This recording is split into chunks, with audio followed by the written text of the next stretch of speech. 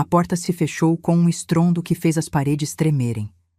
Ainda ecoavam em meus ouvidos as palavras do meu único filho: pegue suas coisas e suma daqui. Se não quer ir para o asilo, procure outro lugar para morrer. Eu estava sozinha aos 72 anos, expulsa da casa que ajudei a construir. Mas o que meu filho não esperava era ver a limusine preta parando em frente ao portão, vinda para me buscar.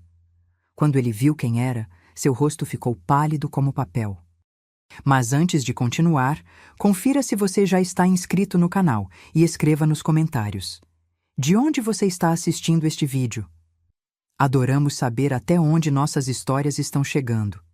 Tudo começou numa terça-feira comum. Eu estava na cozinha preparando o almoço quando ouvi a porta da frente bater com força. Era Gustavo, meu único filho, chegando mais cedo do trabalho. Logo atrás dele entrou Marina, minha nora, com aquele olhar de desdém que ela sempre direcionava a mim. Mãe, precisamos conversar. A voz dele já denunciava que não seria uma conversa agradável. Sequei as mãos no avental e fui até a sala. Eles estavam sentados no sofá que eu tinha escolhido tantos anos atrás, quando esta ainda era a minha casa. Agora, desde que meu marido Carlos faleceu há 3 anos, eu vivia com eles. Ou melhor, na casa deles, como Marina fazia questão de frisar. Encontramos um lugar para a senhora. Gustavo falou sem me olhar nos olhos. Um lugar? Perguntei, sentindo meu coração apertar. Uma casa de repouso. É um lugar bonito, tem jardim, atividades. Ele continuou, as palavras saindo rápidas, ensaiadas. Marina interrompeu. Você vai gostar, dona Teresa. Lá tem gente da sua idade. Aqui você fica sozinha o dia todo. O que ela não disse, mas eu sabia, era que minha presença atrapalhava. Atrapalhava as festas deles, os planos, a decoração impecável que ela tanto se orgulhava. A mãe idosa no quarto dos fundos não combinava com a imagem que queriam passar. Não quero ir para um asilo, falei simplesmente. Não é um asilo, mãe. É uma residência para idosos. Gustavo corrigiu, irritado. Chame como quiser, não vou. Foi então que ele levantou. Vi seus olhos mudarem, assumindo uma frieza que eu nunca tinha visto antes. Se você não quer ir para o asilo, então faça suas malas e saia da minha casa. As palavras caíram como pedras. Marina sorriu discretamente atrás dele. O silêncio era ensurdecedor. Senti minhas pernas fraquejarem, mas não demonstrei. Não daria esse gosto a eles. Tudo bem, respondi com uma calma que nem eu sabia de onde vinha. Vou arrumar minhas coisas. Subi para o pequeno quarto onde dormia. Era um espaço apertado que antes era o escritório. Peguei a mala velha no fundo do armário, aquela mesma que usei quando vim morar com eles após o funeral de Carlos. Dobrei meticulosamente minhas poucas roupas. Coloquei no fundo da mala a caixinha com as alianças de casamento e as cartas que Carlos me escreveu. Em cima, o álbum de fotos de família. Fotos de quando Gustavo era pequeno e me olhava com adoração, não com incômodo. O mais doloroso não era ser expulsa. Era perceber que eu havia me tornado um peso para a única pessoa que jurei proteger com minha vida. Onde foi que errei? Será que amei demais? Será que dei demais? Ou será que simplesmente envelhecer já é erro suficiente neste mundo? 1 hora depois, desci as escadas carregando a mala. Gustavo estava parado na porta, evitando olhar para mim. Marina estava ao telefone, provavelmente já planejando o que fazer com meu quarto. O motorista está vindo te buscar, Gustavo falou. Já combinei com o diretor da residência. Assenti em silêncio. Não havia mais nada a dizer. Quando abri a porta para esperar na varanda, um som interrompeu o silêncio pesado da casa. O barulho de um motor possante, diferente dos carros comuns do bairro.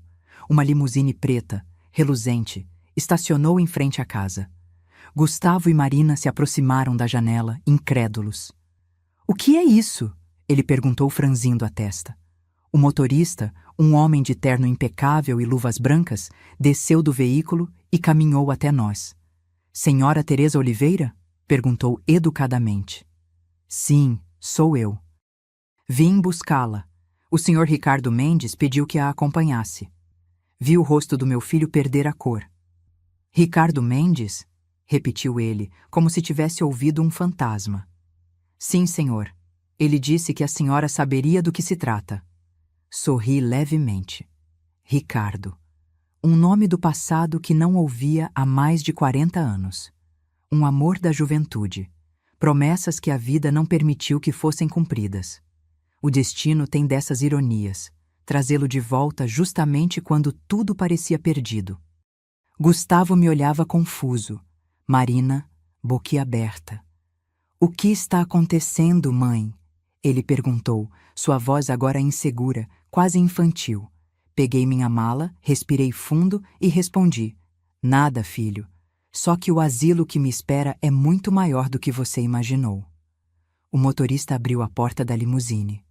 Antes de entrar, olhei para meu filho uma última vez. Cuide bem da sua casa, Gustavo. Um dia você vai entender o que perdeu hoje. Entrei no carro sem olhar para trás. O sol aquecia meu rosto através do vidro fumê, e pela primeira vez em anos, não me senti velha, me senti livre. A porta se fechou com um clique suave, e enquanto o carro se afastava, vi pelo retrovisor meu filho parado na calçada, imóvel, observando sua mãe desaparecer em uma limusine que ele jamais poderia ter imaginado. E sorri, porque o destino estava apenas começando a escrever sua história. A limusine percorria a avenida lentamente, deixando para trás o bairro onde havia passado os últimos 3 anos da minha vida. Olhei pela janela, vendo as casas diminuírem de tamanho à medida que nos afastávamos, como memórias sendo engolidas pela distância. O silêncio dentro do carro era reconfortante, tão diferente do silêncio carregado da casa de Gustavo. O motorista, um senhor de cabelos grisalhos e postura impecável, ocasionalmente me olhava pelo retrovisor. — A senhora está bem? Perguntou ele gentilmente. — Estou, respondi, surpresa por perceber que era verdade. Melhor do que estive em muito tempo. O senhor Mendes me pediu para levá-la diretamente à residência dele, informou ele. Está bastante ansioso para vê-la. Assenti, sentindo um estranho frio no estômago. Ricardo Mendes. Um nome que não pronunciava há 4 décadas, mas que nunca deixou de habitar um cantinho escondido do meu coração. Nos conhecemos aos 20 anos, numa época em que a vida ainda parecia generosa e o amor era uma certeza. Ele era filho do dono da empresa onde eu trabalhava como secretária. Nos apaixonamos rapidamente, intensamente, como só se ama na juventude. Mas seu pai não aprovava o relacionamento com uma funcionária sem posses, e o meu adoeceu, exigindo cuidados. Escolhas foram feitas, caminhos se separaram. Me casei com Carlos 1 ano depois, um homem bom que me amou do jeito dele, mais contido, mais prático. Tivemos Gustavo, construímos uma vida simples, mas digna. Nunca mais soube de Ricardo, embora às vezes, em noites de insônia, sua lembrança me visitasse com a leveza de um sonho antigo. O carro parou diante de um portão imponente de ferro trabalhado. Por trás dele, estendia-se uma propriedade que parecia saída de um filme. Jardins exuberantes, um caminho de pedras claras, uma casa branca de 2 andares com amplas janelas que refletiam o céu azul. O motorista abriu a porta para mim e, ao pisar no chão, senti como se estivesse atravessando não apenas uma entrada, mas uma fronteira entre 2 vidas. Na porta principal esperava um homem. Ao vê-lo, meu coração disparou. Seus cabelos estavam completamente brancos, seu rosto marcado pelo tempo, mas os olhos, aqueles olhos castanhos intensos que um dia me prometeram o mundo, eram os mesmos. Teresa, ele disse num sussurro que reverberou em minha alma. Por alguns instantes, não consegui me mover. Apenas o observei, tentando reconhecer, entre as marcas do tempo, o jovem que certa vez me deu uma flor colhida do jardim da empresa e disse que meu sorriso iluminava a sala inteira. Ricardo! Consegui finalmente responder. Nos olhamos por alguns segundos, como se 40 anos fossem apenas um breve intervalo, um parêntese na linha do tempo. Ele deu um passo em minha direção e me abraçou. Não um abraço apaixonado ou desesperado, mas um abraço de reconhecimento, daqueles que dizem, finalmente. Estou te procurando há anos, Ele falou, sua voz embargada. Por que, Ricardo? Perguntei baixinho. Porque há coisas que o tempo não apaga. Ele se afastou um pouco para me olhar nos olhos. Soube o que aconteceu com seu filho. Vi tudo no noticiário do clube local. Um vizinho seu comentou isso, e quando ouvi seu nome, senti como se o destino estivesse me dando uma segunda chance. Baixei o olhar, envergonhada. Não por ter sido expulsa, mas pela dor de saber que outras pessoas haviam testemunhado minha humilhação. Ele segurou minha mão. Você não tem do que se envergonhar, Teresa. Quem deveria sentir vergonha são os que fizeram isso com você. Suas palavras eram tão simples e tão necessárias que precisei desviar o olhar para que ele não visse as lágrimas que se formavam. Há quanto tempo ninguém falava comigo com ternura? Eu havia me esquecido de como era. Entramos na casa. O interior era elegante, mas acolhedor.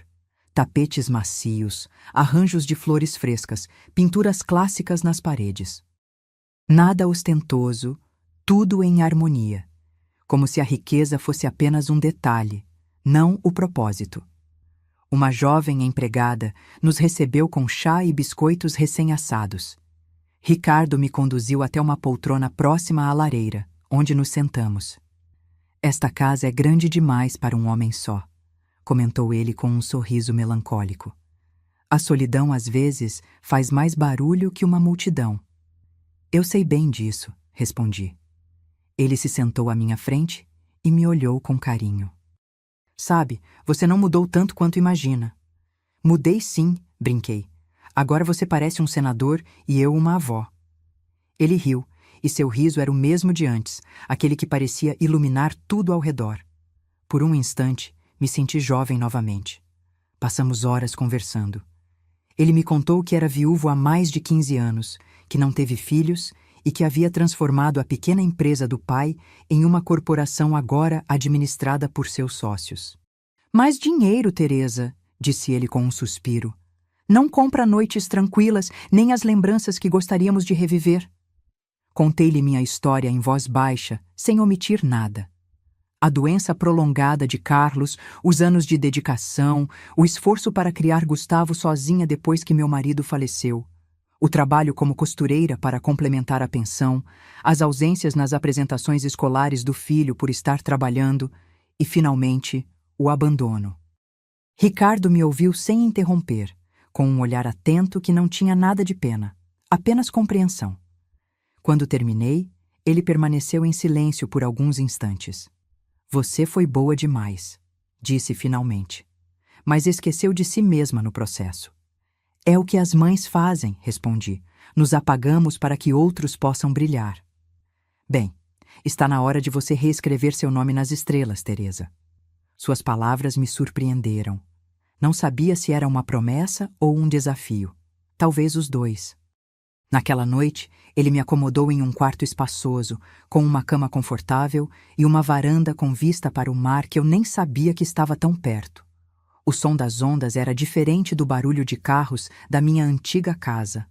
Mais suave, menos angustiante. No criado mudo, encontrei um envelope com um bilhete escrito à mão. Ninguém pode tirar o que você merece. Descanse, amanhã recomeçamos. Guardei o bilhete como um tesouro, porque no fundo do meu coração algo começava a despertar. Não era amor ou esperança. Era dignidade. A mesma dignidade que meu filho tentara arrancar de mim com seus gritos. A mesma dignidade que o tempo não conseguira apagar. Apaguei a luz, respirei fundo e olhei para o horizonte escuro pontilhado de estrelas. O futuro, pela primeira vez em muito tempo, não me assustava.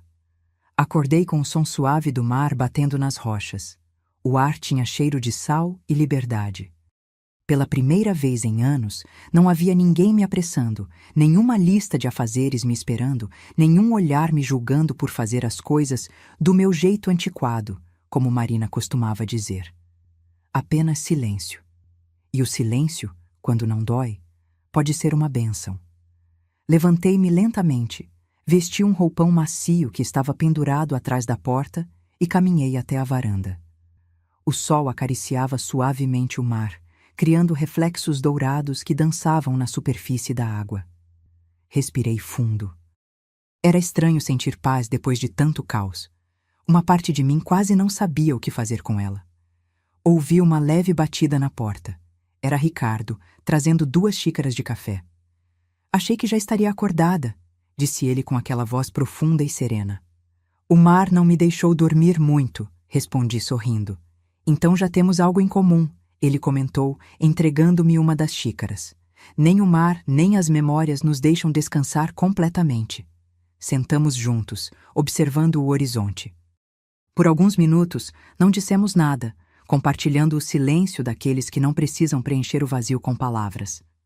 Sabe, Ricardo, comentei finalmente, às vezes acho que o passado não envelhece, apenas espera o momento certo para voltar. E quando volta, respondeu ele com um brilho melancólico no olhar, às vezes nos surpreende com o quão pouco mudamos por dentro.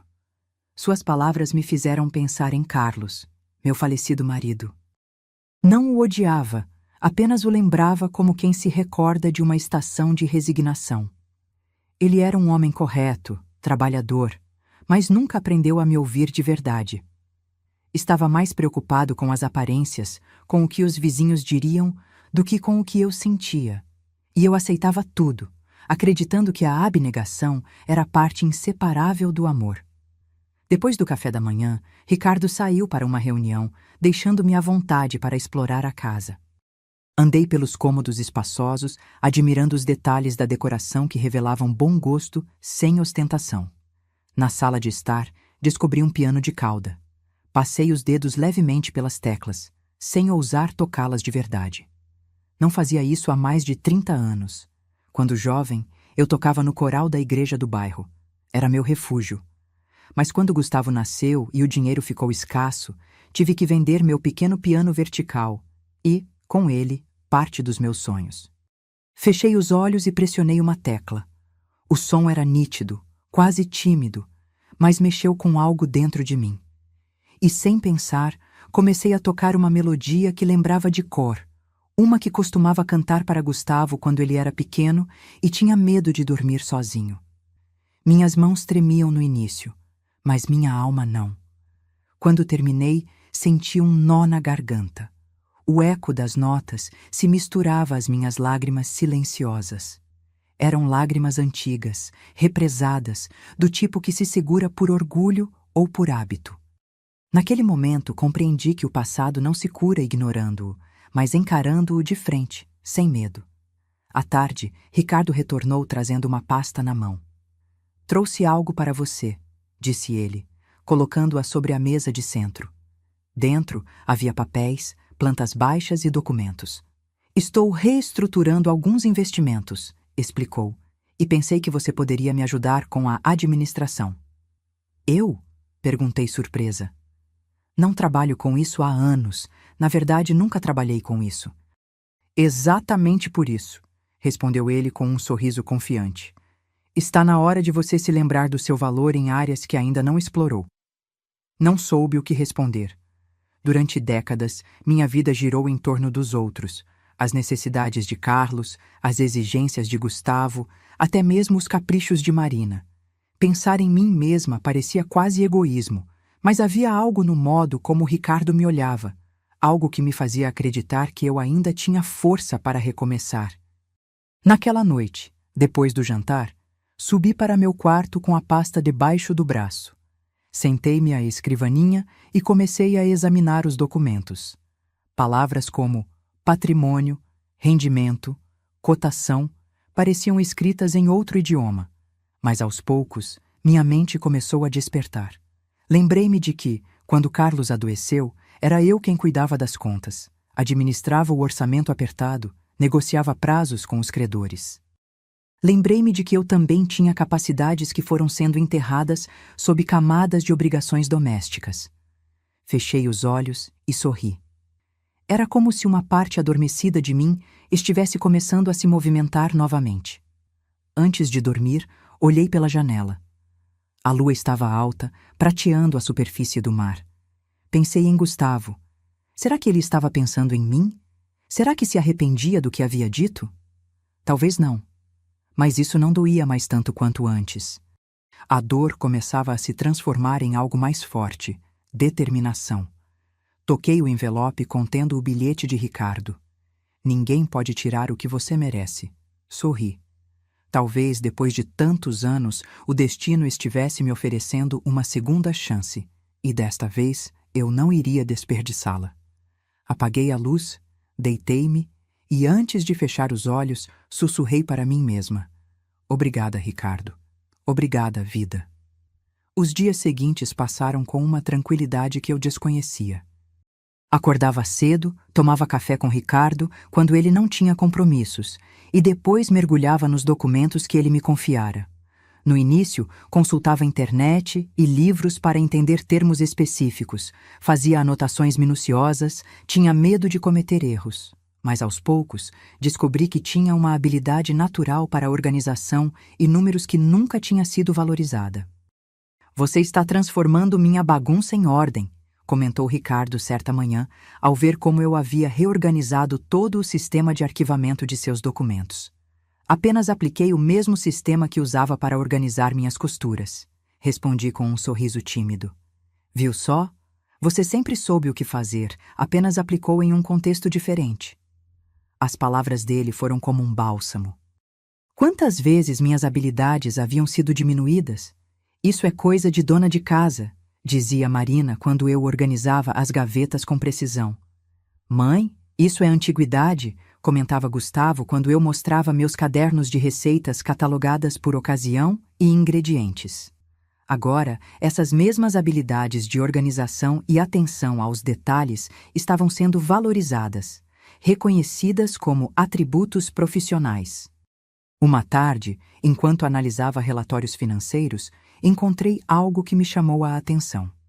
Entre os documentos de uma propriedade à venda, havia o nome de um dono anterior familiar, Oliveira, meu sobrenome de casada. Verificando mais a fundo, fiquei chocada ao descobrir que se tratava da casa onde vivíamos antes, a casa que Carlos e eu tínhamos comprado com tanto sacrifício, onde criamos Gustavo e que eu havia deixado para meu filho quando me mudei para a casa dele. Segundo os documentos, a casa estava hipotecada havia 6 meses, bem antes de Gustavo me expulsar.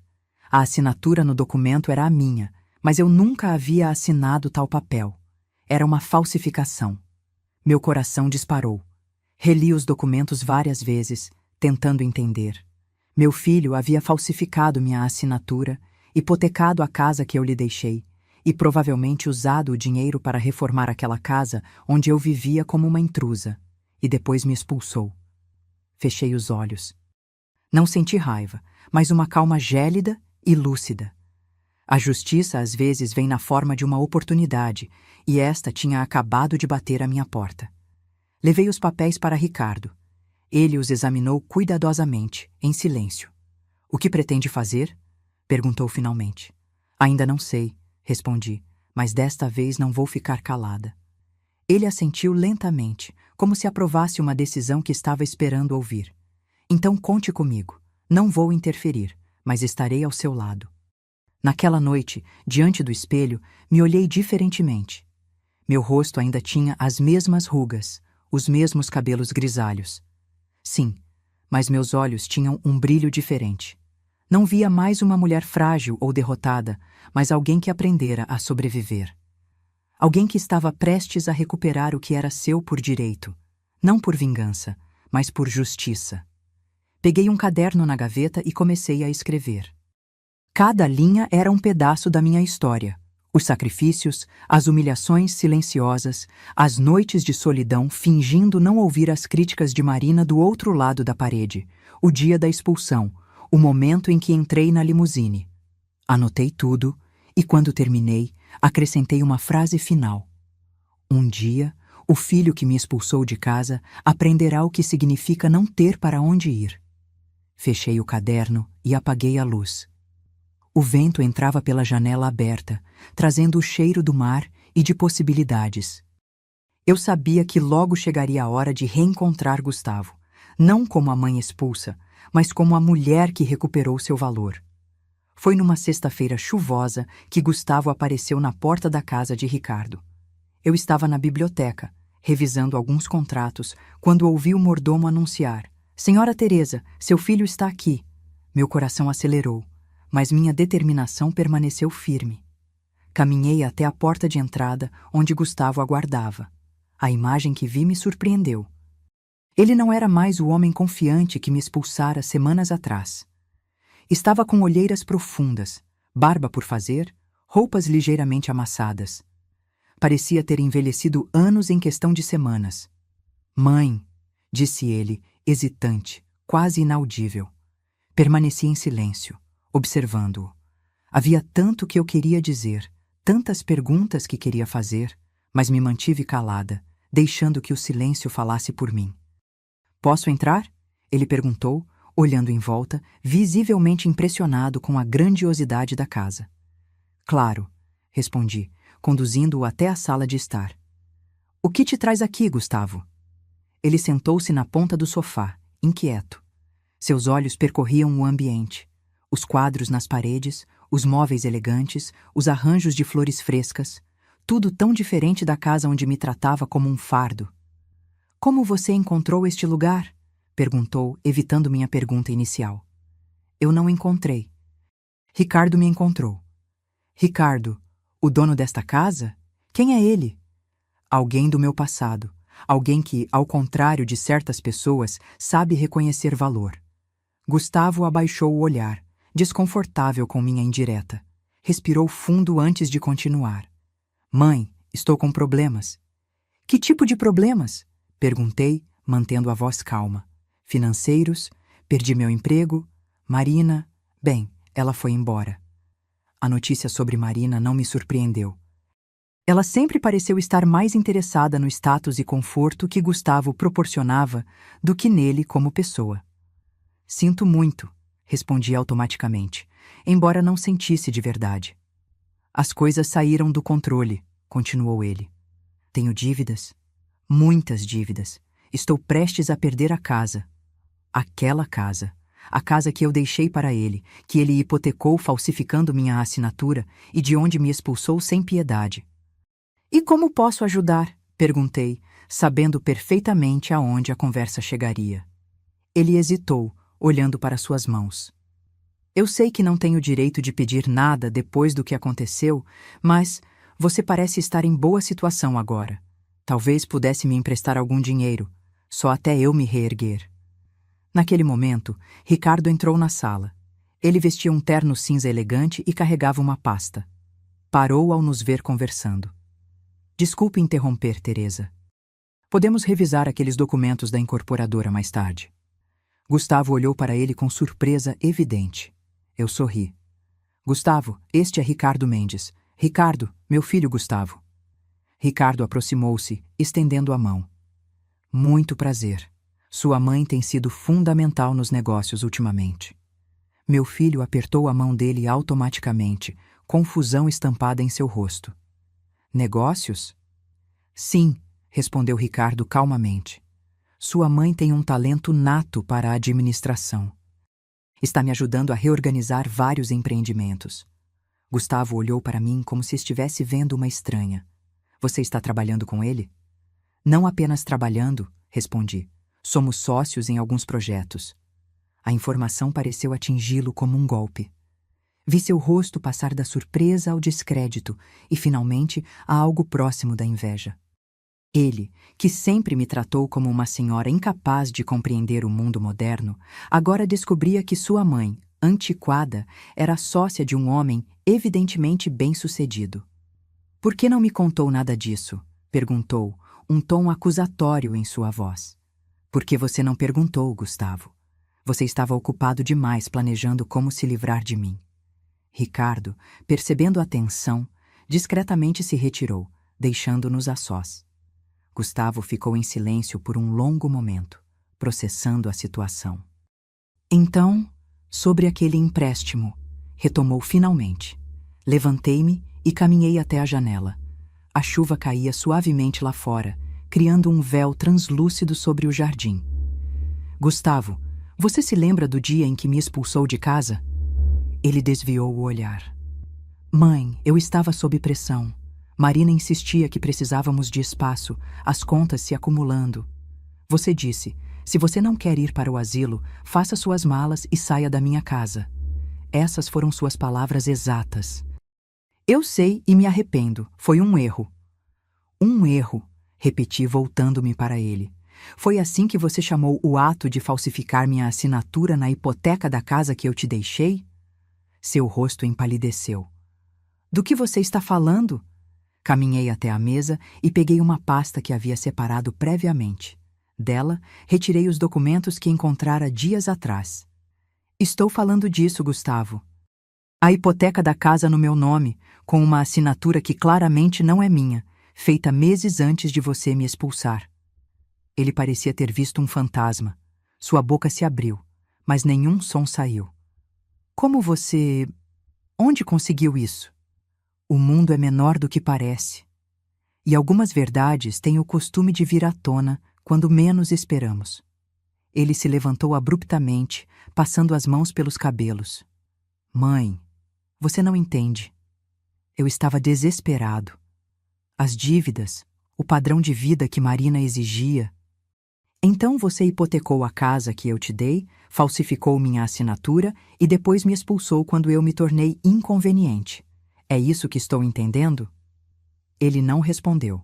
Não precisava. A culpa estampada em seu rosto dizia tudo.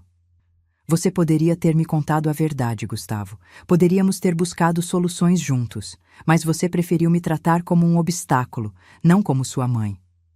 E o que você vai fazer agora? Perguntou ele, sua voz quase um sussurro. Me denunciar? Olhei para ele demoradamente. Era meu filho, apesar de tudo. O menino que embalei tantas noites, para quem cantei tantas canções de ninar, por quem renunciei a tantos sonhos. Não vou te denunciar, Gustavo. Não porque você mereça minha clemência, mas porque o maior castigo que você pode receber já está acontecendo. Viver com as consequências das suas escolhas. Ele afundou novamente no sofá, derrotado. Estou perdido, mãe. Não tenho para onde ir. Eu também não tinha, respondi calmamente. Mas aqui estou. Nossos olhares se encontraram. Pela primeira vez, vi algo genuíno nos olhos dele. Não arrependimento nascido do interesse próprio, mas uma fagulha de compreensão real sobre a dor que causara. Me perdoa? Ele pediu, a voz embargada. Perdão não é algo que se pede, Gustavo. É algo que se conquista. Ele assentiu lentamente, como quem finalmente entende uma lição difícil. Quanto ao dinheiro, continuei, não vou te emprestar nada. Seu rosto se contraiu em desapontamento, mas antes que pudesse protestar, completei. Vou comprar a casa de volta. O quê? Vou pagar a hipoteca e recuperar a casa que um dia foi minha. Você pode continuar morando lá, pagando um aluguel justo até se reerguer. Mas a propriedade voltará para o meu nome, como deveria ter permanecido. Ele me encarou atônito. Por quê? Depois de tudo que fiz? Porque, ao contrário de você, nunca esqueci o que significa ser família. Mas entenda uma coisa. Isso não é um perdão, é uma oportunidade. A última. Nesse momento, Ricardo voltou à sala. Não sei se ele estivera ouvindo ou se apenas escolhera o momento perfeito para reaparecer, mas sua presença trouxe um ponto final àquela conversa. Está tudo bem por aqui? Perguntou ele, olhando de mim para Gustavo. Sim, Ricardo. Meu filho já estava de saída. Gustavo se levantou, ainda parecendo processar nossa conversa. Antes de ir, ele se virou para mim uma última vez. Obrigado, mãe. Eu... não sei o que dizer. Não diga nada agora. Mostre com ações, não com palavras. Quando a porta se fechou atrás dele, senti um estranho misto de emoções.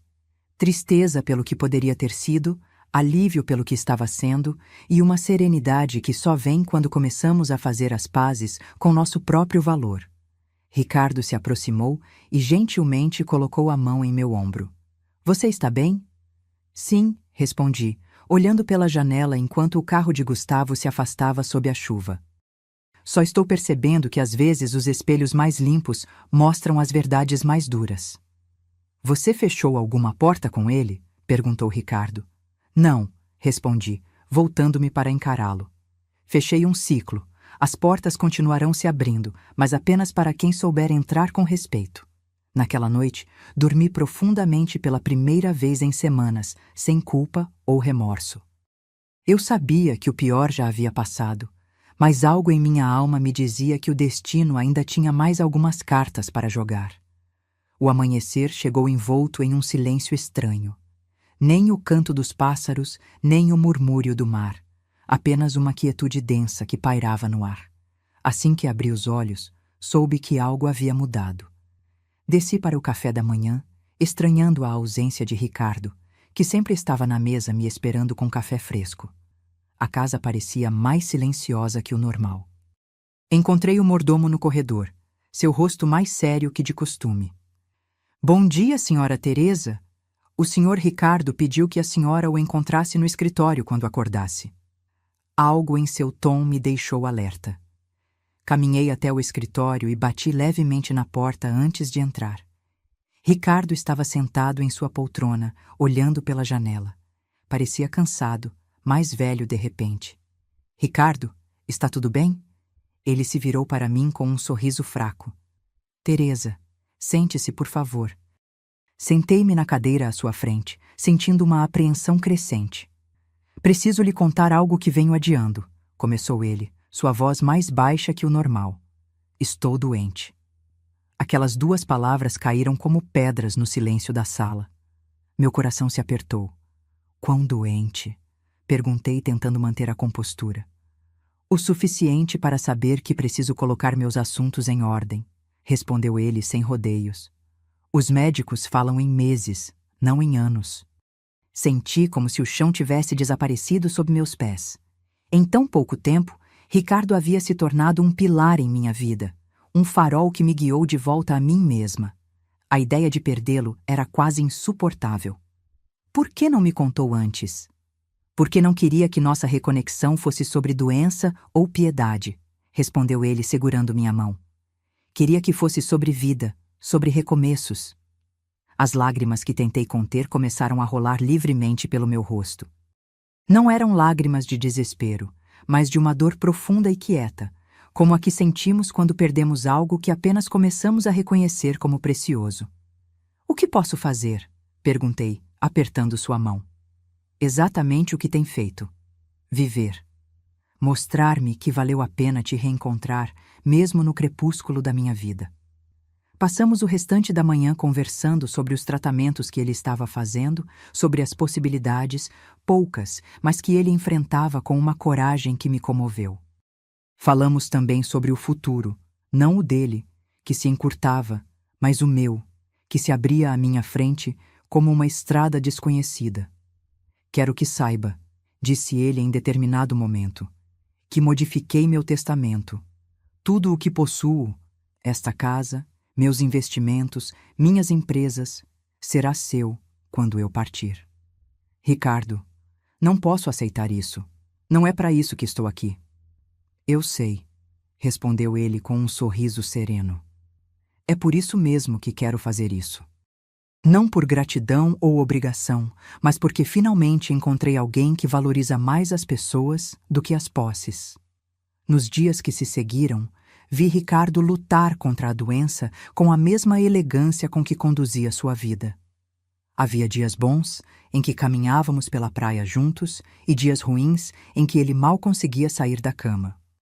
Em todos eles, permaneci ao seu lado, não como enfermeira ou cuidadora, mas como companheira, como amiga, como a mulher que talvez pudesse ter sido sua, se o destino tivesse escrito nossa história de outra forma.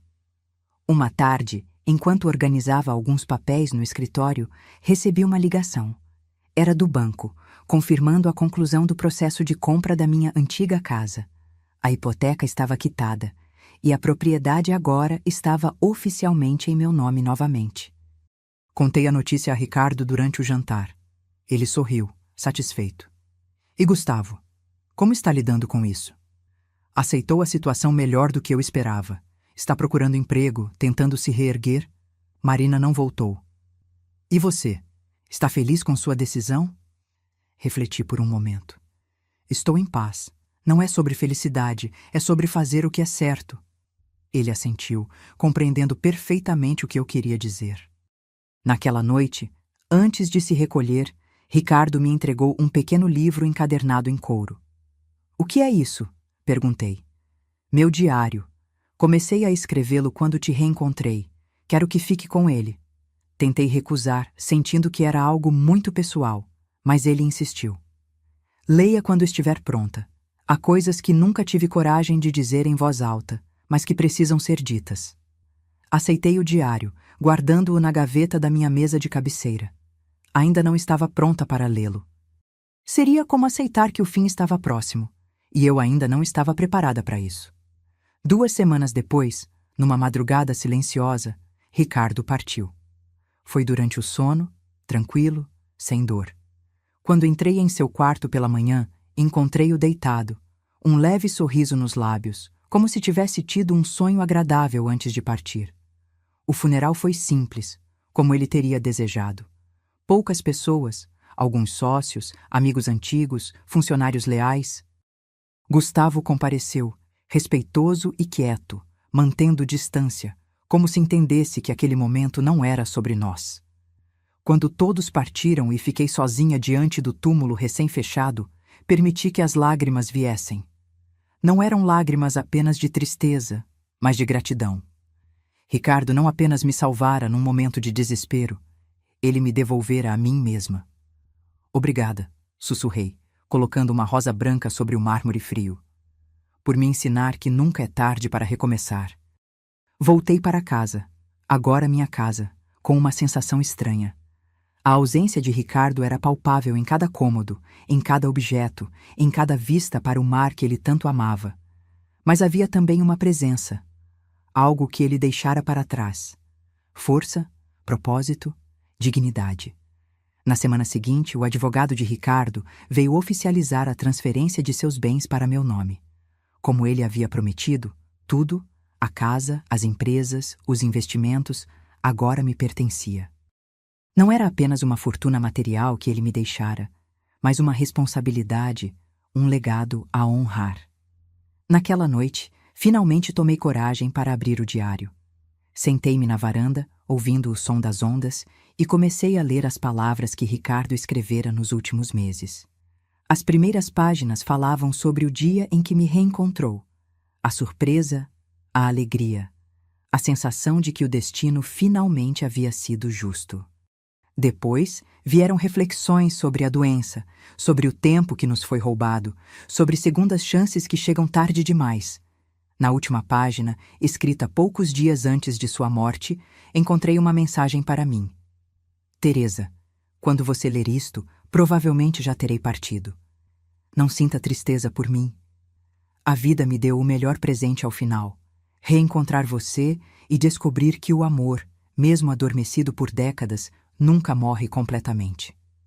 Use o que deixei não apenas para viver confortavelmente, mas para viver plenamente. Faça o que sempre sonhou. Ajude quem precisa. Perdoe quem merece uma segunda chance. E lembre-se, a verdadeira riqueza não está nos bens que acumulamos, mas nas vidas que tocamos. Obrigado por me dar paz nos meus últimos dias. Você foi meu primeiro amor e, de alguma forma, também o último. Até um dia, em algum lugar além do tempo, Ricardo." Fechei o diário, apertando-o contra o peito. As lágrimas corriam livremente agora, mas havia nelas não apenas dor, mas uma resolução, um propósito renovado. Olhei para o mar escuro, pontilhado pelo reflexo das estrelas.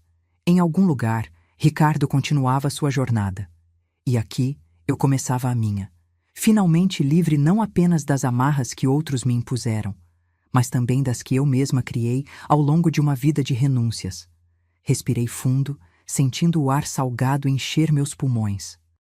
O futuro se estendia à minha frente, incerto, mas cheio de possibilidades, e pela primeira vez em muito tempo, eu estava pronta para abraçá-lo. 3 meses se passaram desde a partida de Ricardo. O verão chegou com seu calor intenso e suas cores vibrantes, tão diferentes do inverno melancólico que emoldurou meus últimos dias com ele. A casa à beira-mar já não parecia vazia como antes. Havia aprendido a preenchê-la com minha própria presença, com meus novos projetos, com a pessoa que eu estava me tornando. Seguindo os conselhos de Ricardo, não me limitei a administrar passivamente os bens que herdei. Mergulhei de cabeça nos negócios, aprendendo cada detalhe, reunindo-me com os sócios, tomando decisões. Para minha surpresa, descobri que tinha talento para aquilo, o mesmo talento que passara décadas adormecido enquanto eu me dedicava a cuidar dos outros. Mas o mais importante, criei a Fundação Ricardo Mendes, uma organização voltada a ajudar idosos em situação de vulnerabilidade. Pessoas como eu poderia ter sido se o destino não tivesse intervindo. A Fundação oferecia desde abrigo até programas de reintegração ao mercado de trabalho, cursos de atualização digital e o que eu mais amava, aulas de música e arte. Era uma manhã de sábado quando recebi uma ligação inesperada. Gustavo queria me visitar. Desde nosso último encontro, nossa comunicação havia se limitado a questões práticas sobre a casa que ele agora alugava de mim.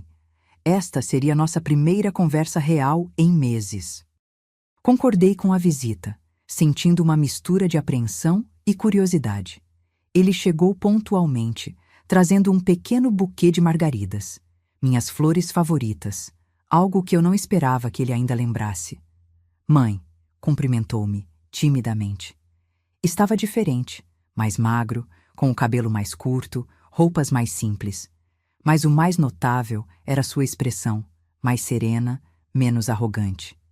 Gustavo, respondi, aceitando as flores. Entre.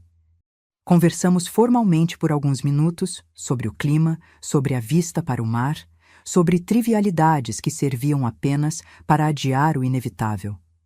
Finalmente, ele respirou fundo e foi direto ao ponto. Vim pedir perdão, mãe. De verdade desta vez. Olhei para ele, avaliando sua sinceridade. Seus olhos, tão parecidos com os do pai, não fugiam dos meus como antes. O que mudou, Gustavo? Eu mudei, respondeu simplesmente. Perder tudo, o emprego, Marina, seu respeito, me fez enxergar quem eu havia me tornado. Não gostei do que vi. Ele me contou sobre os últimos meses. Como tinha conseguido um emprego modesto em uma empresa pequena, muito diferente do cargo executivo que ocupava antes. Como estava aprendendo a viver com menos, a valorizar o que realmente importava. Como a solidão o havia forçado a confrontar seus erros. O aluguel que você cobra é mais do que justo, continuou ele. Na verdade, é generoso demais. Você tinha todo o direito de me expulsar daquela casa depois do que fiz, mas não o fez. Não é sobre direitos, Gustavo. É sobre escolhas. Escolhi não fazer com você o que você fez comigo. Ele assentiu, seus olhos marejados. É por isso que vim, para agradecer por essa lição e para lhe mostrar que estou tentando ser melhor. Tirou do bolso um envelope e me entregou. Dentro havia um cheque. Não uma quantia grande, mas significativa considerando sua nova situação financeira. É um começo, disse ele, para começar a reparar o dinheiro da hipoteca. Sei que você pagou tudo e que levaria anos para eu te reembolsar completamente, mas quero tentar. Fiquei tocada pelo gesto, não pelo valor material, mas pelo que simbolizava. Era o primeiro passo concreto, a primeira ação que respaldava suas palavras de arrependimento. Obrigada, filho, mas não é necessário. É sim, insistiu ele. Não apenas por você, mas por mim. Preciso fazer isso. Percebi então o que estava acontecendo. Não era apenas uma tentativa de reconciliação. Era um processo de redenção pessoal. Gustavo não estava apenas buscando meu perdão, mas também perdoar a si mesmo. Aceito, disse finalmente guardando o cheque, mas com uma condição. Qual? Que o dinheiro vá para a Fundação Ricardo Mendes. É um projeto que iniciei para ajudar idosos sem família ou recursos. Contei a ele sobre a fundação, sobre os projetos em andamento, sobre as vidas que estava começando a transformar. Gustavo me ouvia com atenção genuína, algo raro no passado. É um trabalho incrível, mãe, comentou ele quando terminei. Sempre soube que você tinha essa força dentro de você. Não, você não sabia. Corrigi suavemente. Você, como muitos, confundiu bondade com fraqueza, silêncio com incapacidade. Mas está tudo bem. Eu também demorei a reconhecer minha própria força. Ele baixou o olhar, aceitando a verdade das minhas palavras. Posso ajudar de alguma forma? Perguntou após um momento. Na fundação, quero dizer. Não apenas com dinheiro, mas com trabalho. Tenho tempo livre nos finais de semana. A oferta me surpreendeu. Era a última coisa que eu esperaria dele. Oferecer tempo, não apenas recursos. Talvez houvesse esperança, afinal. Temos um programa de mentoria para jovens, respondi. Muitos desses idosos têm conhecimentos valiosos, mas ninguém para transmiti-los. E muitos jovens precisam de orientação, de histórias de vida reais para aprender. Posso coordenar isso, ofereceu-se ele, animado pela primeira vez. Tenho experiência em gestão de projetos, posso organizar encontros, documentar as histórias. Ao vê-lo assim, entusiasmado com algo que não beneficiaria diretamente a ele, senti um calor no peito. Talvez a vida tivesse dado a Gustavo a mesma lição que me dera, que nunca é tarde para recomeçar, para reconstruir, para redescobrir quem realmente somos por baixo das camadas que o tempo e as circunstâncias impõem. Seria ótimo, respondi com um sorriso sincero. Podemos começar na próxima semana. Quando Gustavo se foi, algumas horas depois, fiquei na varanda observando seu carro se afastar.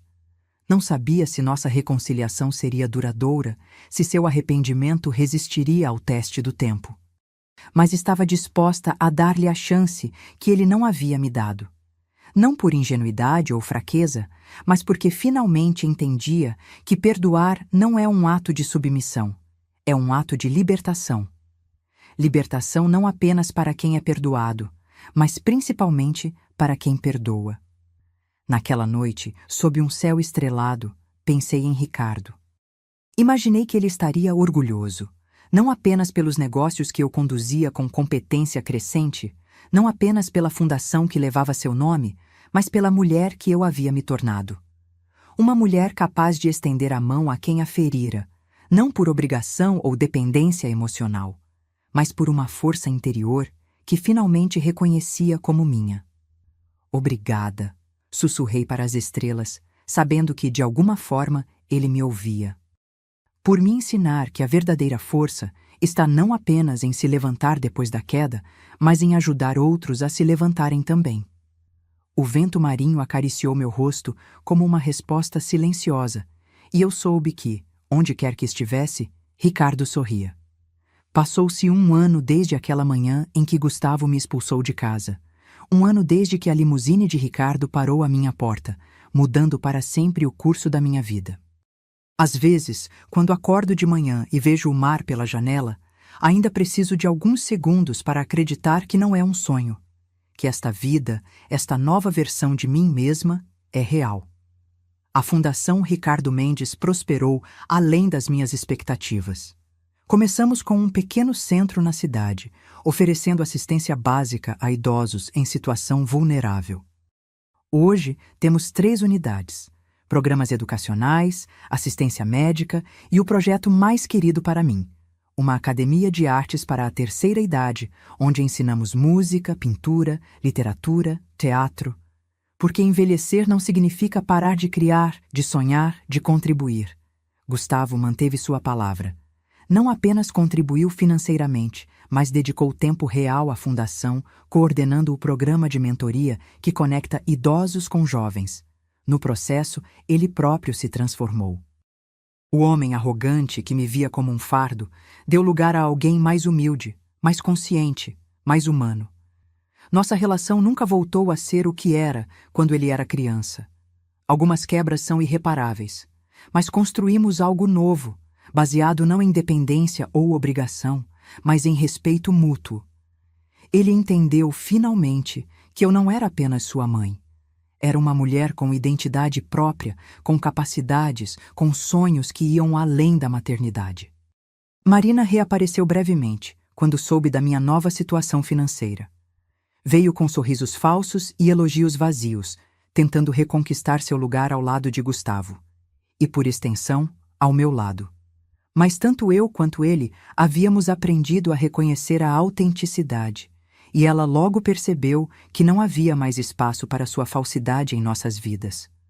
Os negócios que Ricardo me deixou continuaram prosperando sob minha administração. Nunca imaginei que, aos 68 anos, descobriria uma habilidade para finanças e gestão que permanecera adormecida durante toda a minha vida. Quantas outras mulheres, me pergunto frequentemente, carregam talentos não descobertos, sufocados por vidas dedicadas exclusivamente aos outros?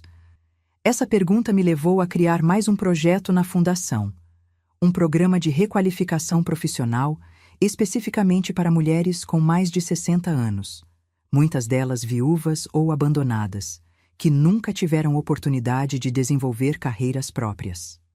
Ver essas mulheres florescerem, descobrindo capacidades que nem elas mesmas sabiam possuir, é uma das minhas maiores alegrias. Na casa que pertenceu a Ricardo, e que agora é minha, fiz poucas mudanças. Mantive a essência do lugar que ele criou, apenas adicionando toques pessoais aqui e ali. O piano da sala de estar, antes raramente tocado, agora ganha vida sob meus dedos todas as tardes. Redescobri o prazer da música, e às vezes até componho pequenas peças. Nada extraordinário, apenas expressões sinceras da minha alma renascida. O diário de Ricardo permanece em minha mesa de cabeceira. Releio-o ocasionalmente, não mais com lágrimas de perda, mas com um sorriso de gratidão. Ele me ensinou, em nosso breve tempo juntos, que o valor de uma pessoa não está no que os outros veem nela, mas no que ela consegue ver em si mesma. Esta manhã, enquanto tomava café na varanda, observando o mar que tanto amo, recebi uma ligação de Gustavo.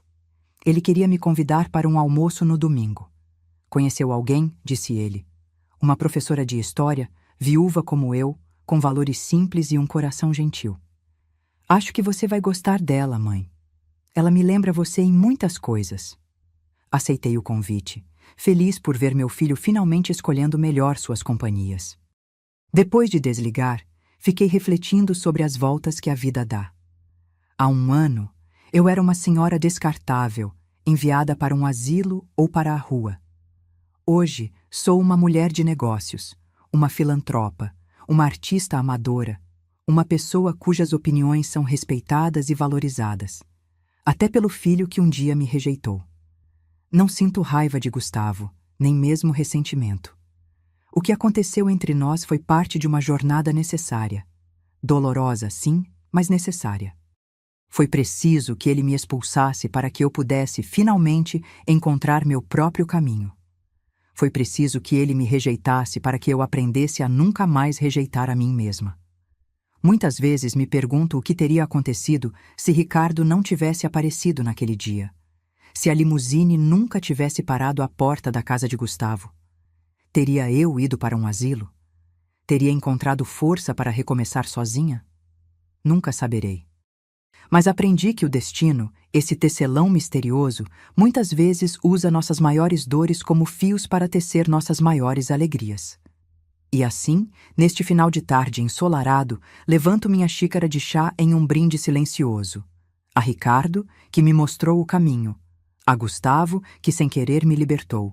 E principalmente a mim mesma, a mulher que sempre existiu por trás da mãe, da esposa, da avó, e que finalmente teve coragem de se apresentar ao mundo.